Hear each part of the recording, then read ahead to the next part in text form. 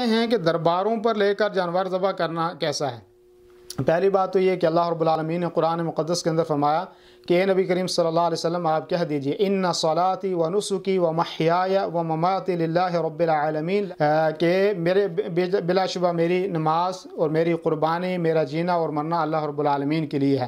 تو ذبح کرنا، قربانی کرنا یا کوئی چیز کسی کو دینا، یہ صرف اللہ کے رب العالمین کے نام پہ ہونا چاہیے۔ ایسے اللہ رب العالمین نے قرآن مقدس میں دوسری جگہ فرمایا فصل لربک وانحر، کہ آپ اپنے رب کے لیے نماز پڑھیں اور اسی کے لیے قربانی کریں۔ تو یہاں بھی اللہ رب العالمین نے فرمایا کہ صرف جو ذبح کرنا ہے وہ صرف اللہ کے لیے ہونا چاہیے۔ اسی طریقے سے حضرت علی رضی اللہ عنہ کی روایت میں ہے، فرمایا نبی کریم صلی اللہ علیہ وسلم نے فرمایا کہ لعن اللہ من ذبح لغیر اللہ، کہ ایسے آدمی کے اوپر اللہ تعالیٰ نے لعنت کی ہے کہ جو اللہ رب العالمین کے علاوہ کے لیے کوئی جانور ذبح کرے۔ تو ذبح کرنا یہ عبادت ہے، اور عبادت جو ہے اس سے اللہ کا تقرب حاصل کرنے کے لیے عبادت کی جاتی ہے۔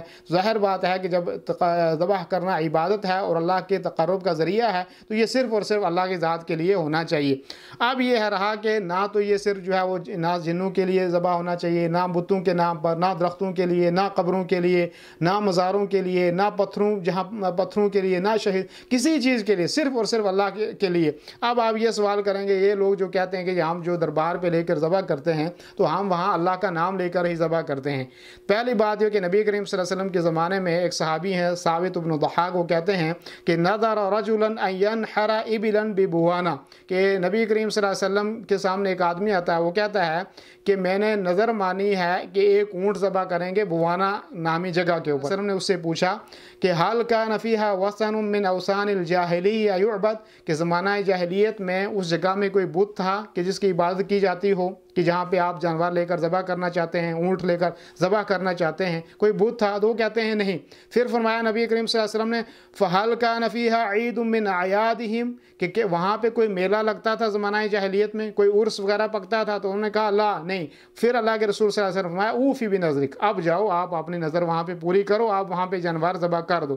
اور پھر ساتھ میں یہ الفاظ بھی فرمایا فَإِنَّهُ لَا وَفَاءَ بِنَذْرٍ فِي مَعَصِيَةِ اللَّهِ، کہ وہاں پہ نظر پوری نہیں کی جا سکتی، منت نہیں پوری کی جا سکتی جہاں اللہ رب العالمین کی نافرمانی ہو۔ تو اس سے یہ ثابت ہوتا ہے کہ اگر کسی جگہ پہ آپ کہتے ہیں کہ ہم وہاں پہ لے کر اللہ کے نام پہ ذبح کرتے ہیں تو ظاہر بات ہے وہاں پہ ہر سال عرس لگتے ہیں، وہاں پہ میلے لگتے ہیں، وہاں پہ لوگ جو ہے غیر اللہ کی عبادت کرتے ہیں، وہاں سے غیر اللہ سے لوگ مدد مانگتے ہیں۔ تو ایسی جگہ پہ لے کے جانور ذبح کرنا جائز اور درست نہیں ہے۔ آپ اللہ رب العالمین کا نام لے کر ذبح کریں، اور جہاں پہ ہیں جس جگہ پہ بھی آپ ہیں وہاں پر جو ہے وہ ذبح کر دیں، اور اللہ کے ہاں وہ پہنچ جائے گا۔ کیا ضرورت ہے کہ آپ 10 کلومیٹر، 50 کلومیٹر، 100 کلومیٹر لے کے آپ درباروں کے اوپر لے کے وہاں جہاں ذبح کرتے ہیں؟ تو کوئی وجہ ہے اسی لیے آپ وہاں پہ لے کر ذبح کرتے ہیں؟ اب وہاں پہ لے کر ذبح کرنا ہے ہی ناجائز ہے، چاہے کہ آپ اسے کہیں کہ ہم نے اللہ کے نام پر جو ہے وہ ذبح کر لیا ہے۔ تو اس لیے اللہ کے نام پر ذبح کرنا ہے تو آپ گھر میں ذبح کر لیں، کہیں بھی آپ ذبح کر لیں تو اللہ کے ہاں وہ پہنچ جائے گا، اس کا ثواب آپ کو مل جائے گا۔ درباروں پر لے کر جو ہے وہ ذبح کرنا ناجائز اور حرام ہے۔